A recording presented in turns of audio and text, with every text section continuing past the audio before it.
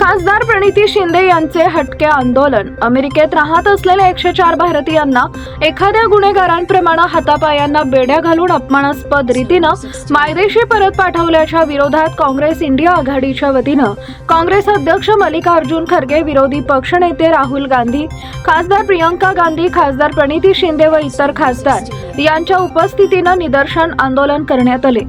अमेरिकेत राहत असलेल्या 104 भारतीयांना हातापायांना बेड्या घालून अपमानास्पदरित्या मायदेशी परत पाठवल्याच्या विरोधात काँग्रेस इंडिया आघाडीच्या विरोधी खासदारांनी नवी दिल्ली संसद भवन परिसरात निदर्शने केली। केंद्र सरकारच्या निष्क्रियतेचा निषेध यावेळी करण्यात आला।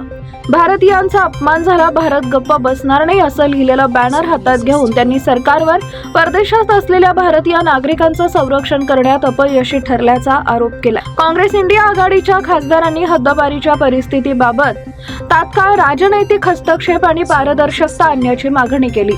वाढत्या स्थलांतरित समस्यांबाबत सरकारकडून प्रतिसाद मिळत नसल्याबद्दलही त्यांनी टीका केली आणि भारतीय स्थलांतरितांच्या हक्कांचं रक्षण करण्यासाठी अधिक मजबूत धोरण आखण्याची मागणी केली। या निषेधात भारताच्या जागतिक स्थानाबद्दल आणि नागरिकांच्या प्रतिष्ठेबद्दलची चिंता व्यक्त करण्यात आली।